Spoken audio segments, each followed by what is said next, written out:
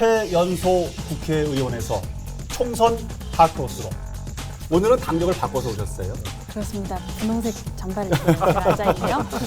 바른미래당의 존재 가치에 네. 대해서 역설을 네. 하시고 하셨고, 그다음에 이제 자유한국당 적폐정당이다 이런 말씀도 많이 하셨고, 미래통합당이 생기면서 이제 거기 후보가 되셨는데, 본인이 평소에 신념이나 말씀하시던 거랑 조금 어긋나는 면이 있는데, 힘찬 성장과 공정한 분배, 그리고 튼튼한 안보와 당당한 평화, 그 온전히 담겨있는 곳이라면 그게 어디가 됐던 제가 있을 곳이라고 생각을 합니다. 근데 지금 말씀하신 그런 가치에 미래통합당에 예. 담겨 있다고 보기는 좀 힘든 것 같은데, 제가 볼 뭐 때는. 당적을 바꾸면서 예. 제가 단 하나의 희망을 봤던 것은 변재리원 이번에 공약 내건 거 보니까 굉장히 스케일이 어마어마하세요. 2012년도, 2016년도에 거의 동일한 내용의 야. 공약을 말씀하시고 계시더라고요. 청주 지역이 그 환경오염 문제가 되게 심각하잖아요. 청주에 사시는 시민이 건강권, 환경권, 더 나아가서 재산권을 극심하게 위협하고 있는 이 사건에 대해서 남의 탓으로 돌리는 이 모양새가 시민들의 상식에서 어떻게 비칠까에 대한 생각을 한번 해보시면 좋을 것 같아요.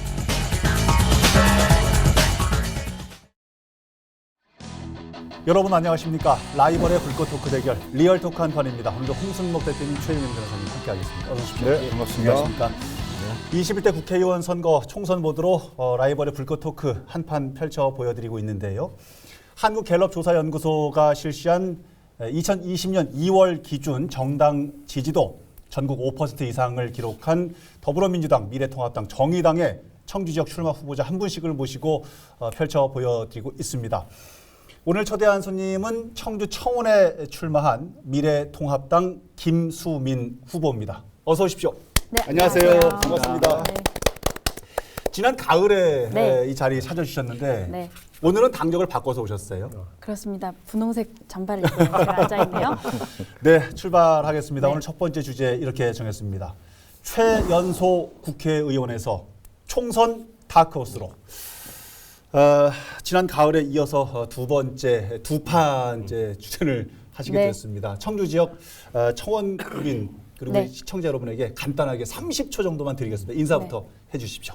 네, 청주 시민 여러분, 청원 구민 여러분, 안녕하십니까. 이번 21대 총선에 청주 청원에 출사표를 던진 미래통합당 기호 2번 김수민입니다. 시민 여러분, 엘리트 정치인을 원하십니까? 말 잘하는 정치인을 원하십니까? TV에 많이 나오는 정치인을 원하십니까? 제가 감히 제안드립니다. 이번에는 똑똑한 정치인이 아니라 시민을 똑똑하게 만드는 정치인을 뽑아주십시오. 항상 경청하고 시민과 함께 배워가는 자세를 잃지 않는 정치인을 뽑아주십시오. 여러분의 오늘이 괜찮지 않다면 힘든 오늘을 떠나서 더 나은 내일로 갈 준비가 되셨다면 이번에는 기호 2번 김수민을 꼭 선택해 주시길 바랍니다. 감사합니다. 아유, 좋다. 엘리트 말 잘하는 TV에 잘 어울리는 국회의원님이 우리 저 아닙니다. 리얼톡 한판에서 엿듣는 공식 질문부터 여쭤보겠습니다. 네. 김수민 후보께서는 왜 국회의원이 되려고 하십니까? 이렇게 말씀드리면 조금 의외일 수도 있는데요. 사실 저는 더 행복하기 위해서가 아니라 더 불행하지 않기 위해서 정치를 선택했습니다. 그게 무슨 의미시죠? 더 불행하지 않기 위해서라고요? 네. 지금도 충분히 불행하고 있다는 뜻입니까? 그럼요. 한 7년 전에 일본에서 나와서 베스트셀러가 된 책 제목이 이런 제목이 있어요. 불행의 나라의 행복한 젊은이들. 이란 책이 있습니다. 굉장히 아이러니한 제목이잖아요. 예, 나라에서 행복한 젊은. 네. 예. 제가 청년이어서가 그런 게 아니라 전 세대가 생각하는 청년이 겪어야 되는 우리 사회 문제점들 그리고 고통과 불안이 굉장히 심각한데요. 사실 일본에서는 우리나라보다 이제 뭐 경제 발전이나 등등을 조금 빨리 겪어왔기 때문에 우리나라의 청년이 지금 겪고 있는 문제를 한 10년 정도, 20년 정도는 더 빨리 겪었거든요. 그런데 우리나라 청년들이 지금 막 정치권의 문을 두드리고 또 변화의 주체, 혁신의 주체가 되어가는 이 상황이 일본에서 10년 전에 그대로 발현이 됐었거든요. 그런데 기득권들이 문을 열어주지 않고 아무리 노력해도 청년들을 위한 룸이 생기지 않고 변화와 혁신이 일어나지 않으니 일본의 청년들은 많은 것을 바꾸려고 하지 않고 포기를 하기 시작한 겁니다. 그래서 그냥 정규직을 얻지 않고 비정규직으로 인생을 살아가고 장기적인 목표를 가지지 않고 아주 단기적인 매일매일 그냥 살아가는 것으로 의미를 가지는 청년들이 많아졌다. 그러니까 아이러니하게도 매일매일 내가 하고 싶은 것을 하니까 미래를 준비하지 않고 그냥 닥치는 대로 내 끌림에 따라서 하루하루 하고 싶은 것만 하니까 우울하다. 불행의 나라에 젊은이들은 행복해지더라. 라는 어머나. 굉장히 아이러니하고 너무너무 무서운 책 제목이 있습니다. 아. 근데 이 시대를 살아가고 있는 청년으로서 예. 또 그리고 이제는 전이 됐지만 국회의원이라는 직업을 가진 사람으로서 우리 사회에서 더 나은 미래를 위해서 장기적인 플랜이 아니라 우리 청년들이 정말 시야가 더 좁아지고 그들의 그 인생 설계가 단타적이 된다면 우리 사회의 미래가, 우리 국가의 미래가 과연 있을까라는 생각. 우리 청년들이 행복하기 위한 방법이 아니라 더 불행하지 않을 방법을 고민하는 정치인이 되어야 되겠다라고 생각해서 이 자리에 앉아있게 됐습니다. 씁쓸합니다. 여러 가지 생각게 하고요. 행복의 나라로 가야 되지만 우선은 더 불행해지지 않고 뭔가를 좀 준비를 해서 네. 지금 2단계다는 말씀이시고요. 지역구 후보가 처음 아니에요, 그죠? 지금까지 여성과 여성으로서. 청년이 단군 이래의 처음이다. 또 라는 단군까지 가야 얘기를 되는 들었습니다. 거죠. 후- 충남에는 여성 한 분, 후보조차도 한분 있었죠. 없었다. 충남에도 그렇죠. 충북에는 맞습니다. 한 분도 없었습니다. 굉장히 잘 어울리시네요. 감사합니다. 근데 이제 이번에 결국은 당을 네, 그렇죠. 네. 그래서 어떻게 호적 정리는 하신 건가요, 이제? 호적 정리가 끝났습니다. 그렇지만 그 부작용으로 제가 20대 국회의 하산을 명받았고요. 이제 21대 국회 재등반을 목표로 하고 있게 되었습니다. 우리 방송 녹화하는 이날 기준으로 하면 하여튼 전 의원이 전 되시고요. 의원이 되었죠. 합리적 중도 노선이 필요성을 강조하셨고 그다음에 바른미래당의 존재 가치에 네. 대해서 역설을 네. 하시고 하셨고 그다음에 이제 자유한국당 적폐정당이다 이런 말씀도 많이 하셨고 자유한국당과 통합이나 뭐 입당이나 아니면 선거연대는 없다 이렇게 말씀을 하셨는데 이제 요번에 이제 미래통합당이 생기면서 이제 거기 후보로가 되셨는데 본인이 평소에 신념이나 말씀하시던 거랑 조금 어긋나는 면이 있는데 그 부분에서도 좀 해명이 좀 필요하지 않을까요? 그 이번에 제일 재미있고 안타깝게 봤던 공천 결과가 사실 민주당의 금태섭 의원입니다. 근데 금태섭 의원님은 사실 국회에서 금태섭 의원을 욕하시는 분이 아무도 없어요. 그렇죠. 그 의원들한테 물어보면은 그 친구 진짜 괜찮고 박가영 소신 있고 욕하는 사람 많잖아요. 밖에서 이제 소위 친문들이 이제 민주당 적극 예, 열성 예. 거기들은. 이렇게 맹목적인 비난을 하시는 걸 보면서 굉장히 안타까웠고 이제 그 모습보다도 그런 다양성의 목소리를 포용하지 못하는 민주당의 한계, 정부 여당의 한계에 대해서 굉장히 안타까웠습니다. 제가 지금 미래통합당의 옷을 입고 있고 또 여기서 이제 좋은 결과를 얻을지 아니면 어떻게 될지 결과는 앞으로 미래는 모르겠지만 제가 이 당에 있는다고 해서 그 거대 양당의 어떤 적대적 공생관계 아니면 어떤 맹목적인 비난 그리고 어떤 불공정이라는 부분에 대해서 비판의 목소리가 없어지는 것은 아니라고 생각합니다. 그리고 어떤 큰 국민과 작은 국가 또 힘찬 성장과 공정한 분배 그리고 튼튼한 안보와 당당한 평화 그리고 뭐 따뜻한 공동체와 준비된 미래 뭐 이런 굳이 우리가 설명하지 않고도 우리 사회를 구성한 이런 소중한 가치들이 정말 그 온전히 담겨 있는 곳이라면 그게 어디가 됐던 제가 있을 곳이라고 생각을 합니다. 근데 지금 말씀하신 그런 가치에 미래통합당에 담겨 있다고 보기는 좀 힘든 것 같은데 제가 볼 때는. 많이 부족하죠. 민주당이랑 미래통합당이랑 그 두 가치를 온전히 담을 수 있는 정당이냐를 봤을 때 저는 미래통합당만이 이걸 가지고 있다고 생각하지 않아요. 둘이 정말 앞으로 가야 될 길이 엄청 많다고 생각합니다. 부족하고, 다만 이제 미래통합당으로 이제 당적을 바꾸면서 예. 제가 단 하나의 희망을 봤던 것은 사실 정치라는 거는 혼자서 하는 게 아니잖아요. 그렇죠. 모두가 함께하는 것이고 그 모두가 함께한다는 것은 서로 다른 생각과 견해를 정말 생산적으로 조율할 수 있는 공존의 지혜 그리고 포용과 융합의 지혜를 가지고 있냐가 담보되어야 되는 것입니다. 그런데 어쨌든 이제 이름을 미래통합당으로 바꿔서가 아니라 실제로 이번에 미래통합당이라는 정당으로 다시 태어나면서 굉장히 새로운 생각과 다양한 인물들이 한 정당의 이름으로 모였습니다. 이 통합을 이제 100% 완벽하지는 않지만 이제 어느 정도 통합이라는 모양새를 이루어내는 것을 보면서 아주 작은 희망을 미래통합당에서 봤다.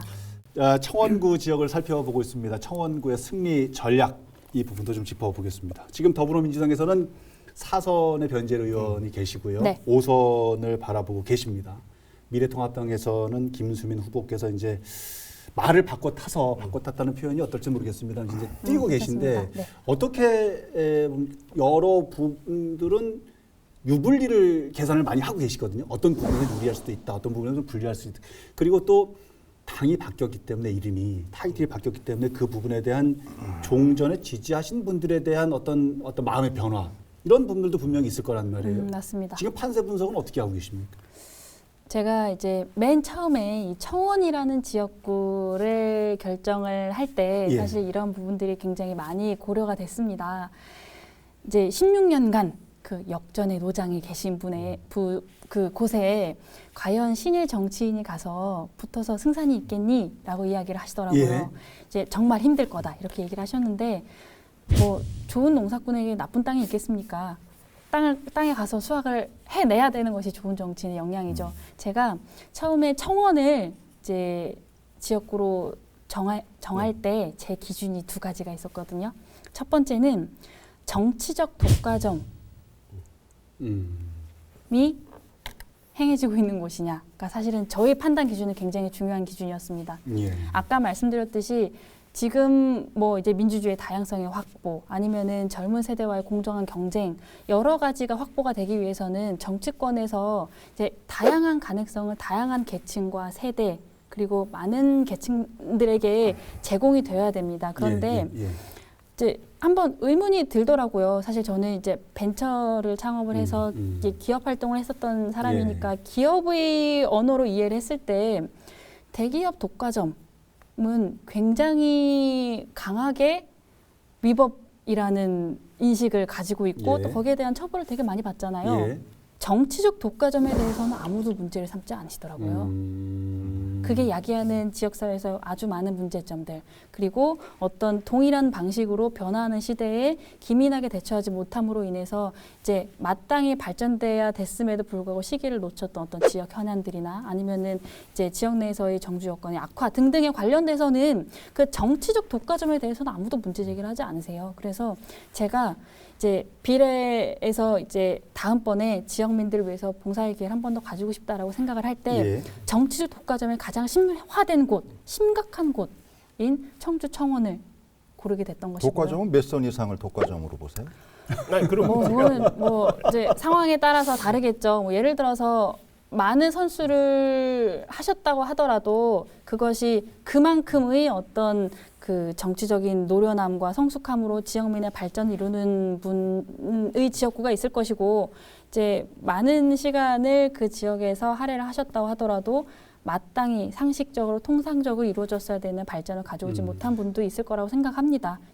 그 독과점 금방 말씀을 해주셨는데 그때 이제 바른미래당 후보였을 도전을 하실 때였잖아요. 그때는 이제 과점 정당이 지금에 있는 미래통합당, 자유한국당이죠. 자유한국당과 민주당이 독과점을 하고 있었잖아요. 우리나라 정치 대부분이고 지역 정치도 그렇고. 지금은 근데 이제 바미당에서 저기로 갔어요. 이제 거대 정당으로 갔어요. 본인도 독과점 정치의 일원이 아닌 그 정당의 일원이다. 결국은 그렇게 된 게 아닌가요, 지금은? 그 부분에 대해서 일면 동의를 합니다. 아까도 말씀드렸듯이 저는 제3정당에서 태어난 정치인이기 때문에 기본적으로는 양당 정치 그리고 양당 정치가 필연적으로 야기하는 어떤 적대적 공생관계에 대한 근본적인 문제점은 여전히 가지고 있어요. 근데 어쨌든 제가 이번에 기회를 가지게 되는 것은 미래통합당이고 이번에 미래통합당에서 여러 공천 후보들을 선정하는 과정 속에서 이제 민주당보다는 조금은 더 어떤 새로운 정치 세력에게 기회가 돌아갔다고 저는 알고 있습니다. 그리고 실제로 이제 다양한 정치 세력들이 모여서 미래통합당이라는 새로운 모양새를 만들어냈고요. 이제 그런 부분에서 지금은 어쨌든 국가적 위기를 극복하기 위해서 미래통합당이라는 하나의 한 기치 아래서 모두가 헤쳐 모였지만 정말 이 총선에서 의미 있는 결과를 얻고 나서 이 미래통합당 내에서도 정말 소신 있는 발언을 하는 사람, 개혁 보수의 길을 가는 사람, 중도 정치의 길을 가는 사람 여러 갈래로 정치의 길이 나눠져야 된다고 생각을 합니다.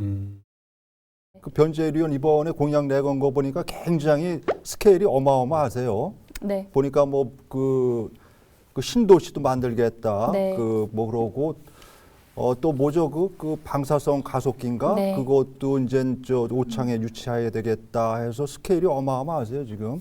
이제 저도 익히 변재일 후보님의 그 출마 기자회견을 받고 또 내용들에서 살펴봤기 때문에 그대로만 되면 굉장히 좋겠다라고 생각을 합니다. 그대로만 되면. 그런데 제가 예.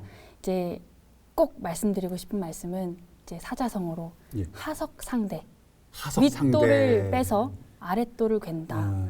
그 지금 변재일 의원님께서 후보님께서 변재 후보님께서 말씀하시는 공약들은 2012년도, 2016년도에 거의 동일한 내용의 공약을 말씀하시고 계시더라고요. 제 당에요? 4년간 이루지 못할 공약들, 아주 꿈에 부풀은 공약들을 정말 말 그대로 공약인 공약들을 시민들께 선물 보따리처럼 제공을 하고 4년간 그것을 이루지 못했기 때문에 다시 한번 기회를 달라라고 하는 것이 과연 올바른 정치인이 시민과 관계를 맺는 방식인가라는 것에 대해서는 굉장히 회의적으로 바라볼 수밖에 없습니다. 이번에 저도 이제 공약을 만들면서 왜 그런 고민을 하지 않았겠어요. 이제 4년간 이루지 못할 누가 봐도 이거 너무 대단해 예. 라고 생각할 만한 대단한 공약을 만들고 싶은 유혹, 욕심 굉장히 많죠. 그렇지만 저는 정말 시민들과 제가 맺어야 되는 관계는 진실과 신뢰에 기반한 관계가 되어야 된다고 생각하고 정말 이루어낼 수 있는 죽도록 노력해서 이루어낼 수 있는 공약을 이번에는 제공을 하자라는 기준을 하나 세웠습니다. 네. 최근에 이제 언론 인터뷰나 이런 데를 보면은 네. 그 오창 지역, 그 청구 지역이 그 환경오염 문제가 되게 심각하잖아요. 쓰레기 소각장이나 매립장 문제로다가 그 부분에 대해서 변재일 의원의 책임에 대해서 그 책임에 대해서 이게 비유하는 표현을 많이 하셨어요. 그 점에 대해서도 한 말씀 해주시죠. 그 오바마 대통령이요. 그 재선하기 전에 이제 초선의 대통령이 되시기 전에 TV 토론에 나와서 하신 말씀이 있어요. 서구의 어떤 아이가 밥을 못 먹는 것은 내 책임이다. 그것이 정치인의 책임인 것이다. 직접적으로 나와 연관이 되어 있지 않지만 우리 사회의 아픔, 우리 시대의 아픔에 공감하고 거기에 대한 책임감을 느끼는 것이 참된 정치인의 자세다라고 이야기를 하십니다. 네. 그런데 하물며 이 지역에서 아주 단연 16년간 정치 활동을 하셨던 분이 이 지역에서 벌어지는 이 너무나도 심각하고 기상천외한 현실, 국민, 그 시민의 우리 청주에 사시는 시민의 건강권, 환경권, 더 나아가서 재산권을 극심하게 위협하고 있는 이 사건에 대해서 남의 탓으로 돌리는 이 모양새가 과연 이제 저희 상식이 아니라 시민들의 상식에서 어떻게 비칠까에 대한 생각은 한번 해보시면 좋을 것 같다는 생각이 들더라고요. 폐기물관리법 개정안을 발의를 했던데요, 얼마 전에 우리 그 변 의원께서. 꼭 드리고 싶은 말씀은요. 이제 관료 출신이기도 하시고 또 16년간 국회의원 활동을 해오셨습니다. 회기 만료가 지금 2개월밖에 남지 않은 상황에서 새로운 법안을 만든다는 것의 의미를 누구보다 더 잘 알고 계시는 분이라고 생각을 합니다. 법이라는 거는 발의를 해서 여러 가지 과정들을 거치면서 최종적으로 본회의까지 올라가게 되는데요. 단 한 번도 국회 헌정사상 2개월 내에 그 법안이 본회의에 상정돼서 결론이 난 적은 없습니다. 이 문제가 십수년간 이 사회에 노정되어 왔었고 더군다나 이제까지의 정치 활동은 다 이제 차지하고서라도 이번 임기 4년간 도대체 시간을 어떻게 타이밍을 잡고 계시다가 이 20대 와서. 국회가 만료되는 2개월 남겨두고 나서 소각장 관련된 법을 만드시는가에 대해서는 시민들을 진짜 기망하는 행위다라는 저는 다른 그렇게 생각해요. 측면에서도 하나만 좀 더 여쭤보겠습니다. 거의 불가능한 시점에 지금 법안을 발의하셨다는 네. 얘기시고요. 돌려서 말하면 쇼하지 마라 지금 이런 얘기 같기도 하시고 그 비례의원 신분의 4년 동안에는 혹시 지금 저 변 의원께서 여러 가지 상황들이 좀 어려웠던 부분들이 있었으니까 지역에서요. 네, 네. 보완을 하시거나 지원을 하시거나 혹은 법안을 발의하시거나 지역을 좀 변화시키거나 할 수 있는 부분적인 일은 없었는지요? 비례대표인 이제 김 의원님은 네, 하실 본인께서. 수 없었는지 네. 그런 비례의원으로서의 저의 이제까지 의정 활동을 여쭤보신다면 사실 할 얘기가 되게 많거든요. 일단은 그 국회에서 이 가장 지역의 현안을 공식적으로 가장 크게 국민들에게 알릴 수 있는 방법은 대정부 질문이라는 예, 것이 있습니다. 예, 예. 이제 지역구 의원이 계심에도 불구하고 이 지역의 문제, 이 소각장 문제와 관련돼서 제가 2019년도에 3월 달과 11월 달에 대정부 질문을 통해서 국무총리와 이제 환경부 장관한테 질의를 했습니다. 지역구 의원도 나서지 않았던 문제에 대해서 제가 2차례 대정부 질문, 사실 그 대정부 예. 질문에 포함되기가 되게 어렵거든요. 예, 예, 예. 진짜 의원들한테 소위 로비를 많이 해야 돼요. 들어가게 해주세요. 대정부 질문 하게 해주세요라고 부탁을 엄청 많이 해야 되는데 예, 예. 이제 2번을 이제 전 국민에게 청주 소각장의 위험도에 관련돼서 알렸고 또 예결위 의원을 직접 들어가서 이 부분에 관련돼서 수차례 이제 수정과 보완 이 위협성에 관련돼서 알려왔고요. 이제 청주 청원 오창에서 이 소각장 관련돼서 주민들이 자발적으로 이제 집회를 굉장히 많이 열었거든요. 예, 예, 예. 그 집회에 지역구 의원보다 더 많은 횟수로 참여를 했다라는 것으로 사실 이 문제에 대한 이제 진정성은 이제 설명이 될 것 저도 같습니다. 잘 모르겠습니다. 변재일 의원은 뭐 네. 그렇게 이제 변재일 의원 이렇게 변명할 수도 있을 거예요. 뭐 변소를 할 수 있을 것 같은데 청주에서 가장 발전된 지역이 한 10년 전에는 오창이었고 최근에는 율량동이잖아요. 이게 현역 집권 여당의 현역 의원이 있기 때문에 가능한 부분이 있었고 두 번째는 앞으로 뭔가 발전을 더 도모할 때도 집권 여당에 힘 있는 국회의원이 중요한 거다 이렇게 얘기하실 수도 있을 것 같은데. 물론 뭐 가능한 얘기죠. 하실 수 있는 가능한 얘기라고 생각합니다. 자꾸 이제 상대 후보에 대한 이야기를 하게 되는데요. 이제 상대 후보께서는 이제 출마의 변을 밝히시면서 국회의장직에 도전을 하겠다라고 말씀을 하세요. 예. 그런데 이제 꼭 이야기를 해드리고 싶더라고요. 이제 정약용의 목민심서를 보면은 이런 내용이 나와요. 국가가 준 관직을 개인의 명예로 들먹이지 말 것이라는 말이 나오거든요. 예. 이제까지 단 한 번도 최고위원이나 아니면 뭐 당 대표나 원내 대표에 도전하지 않으셨던 분이 지금 어떠한 방도로 국회의장직에 도전을 하신다는 것인지 그 출마의 변의 심뢰성과 이제까지 히스토리를 기반했을 때 예. 이제 다소 의문이 드는 것은 사실이고 알겠습니다. 이제 그것이 어떤 청원 국민을 위한 이제 목표인 건지 아니면 본인이 5선의 국회의장을 하시고 싶다는 개인의 명예를 위한 것인지는 구별돼서 판단될 필요가 있다고 생각을 합니다. 네. 청원구 지역 쪽이 출마하시면서 이 부분만큼 내가 좀 차별화된 공약을 좀 갖겠다라고 하신 거 있으면 두 가지 정도만 좀 소개를 해주십시오. 뭐 일단 많지만 2가지 정도만 네. 소략해서 말씀드리면요. 예. 깨끗한 정치인이 깨끗한 청주를 만든다. 소각장 잔다르크 김수민의 이제 3대 방패와 3대 정책을 이제 준비 중에 있습니다. 일단 3대 방패라는 것은요. 첫 번째는 감사원의 감사 청구. 두 번째는 권익위원회 신고, 그리고 세 번째는 이제 행정심판과 행정소송입니다. 이 부분이 원활하게 진행될 수 있도록 주기적으로 모니터링을 하는 것, 강한 의지를 가지고 꾸준히 모니터링을 하는 것이 이제 3대 방패고요. 예. 이제 그것과 비견되는 3대 정책, 예. 소각장 잔다르크 김수민의 3대 정책은 준비하셨어. 첫 번째는 주민의 목소리를 키워야 돼요. 예. 이제까지 소각장이 진행된 과정을 보면 정말 상식적으로 봤을 때 주민들의 최소한의 목소리가 담보되지 않았거든요. 그래서 이제 소각 등 폐기물 처리 시설 환경 영향 평가 시에 주민의 의견이 대폭 반영될 수 있도록 법령을 고치는 것 첫 번째고요. 이제 두 번째는 예. 일단은 이제 폐기물 처리 시설 기존 운영되는 민간 시설들을 최대한대로 공영화를 시켜야 되겠다.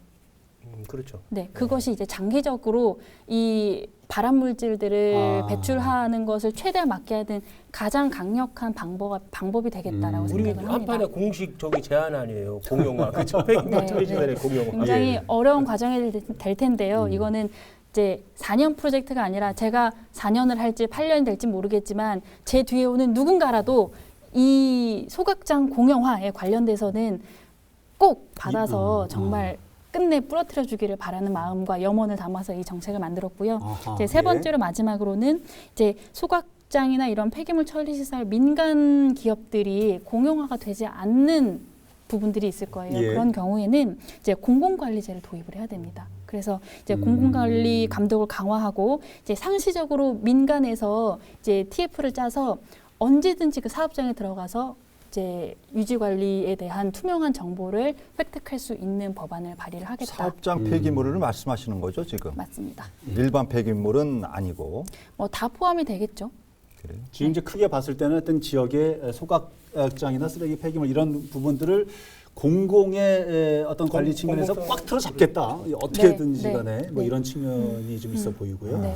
이제 그렇군요. 그러니까 과도한 공용화에 대해서는 저는 이제 큰 틀에서는 반대지만 이제 국민의 건강권과 환경권을 아주 심각하게 이제 위협하고 있는 이 쓰레기 소각장 관련돼서는 반드시 100% 공용화가 이루어져야 된다라는 생각을 가지고 있습니다. 그런 측면에서 이제 크게 봤을 때는 이제 지역을 청정하게 만들겠다는 의지 한 네. 가지로 보고요. 한 가지 네. 정도 공약을 더 좀 여쭤봐도 될까요? 그리고 이제 두 번째는요, 사실 이제 저희 출신과도 관련된 일입니다. 예, 출생이 뭐 비밀이 있어요? 왜 출신이 나옵니까? 제가 미대 나온 여자잖아요. 그래서 예. 이제 문화예술 체육에 대한 이제 중요성에 관련돼서는 사실 다른 의원들보다는 예. 조금 더 그 중요성에 관련돼서 이제까지 의정 활동에서 많은 비중을 이제 잡아서 활동을 많이 해왔습니다. 지금 앞으로의 국가와 도시의 힘은 이 문화 경쟁력을 얼마나 획득하고 있느냐에 따라서 그 지속 가능성이 담보가 된다고 생각을 합니다. 예. 그 이제 내덕동에 있는 안덕벌이 예. 사실은 굉장히 중요한 역할을 할 수 있는 단초가 될 것 같습니다. 그래서 내덕동을 기반으로 해서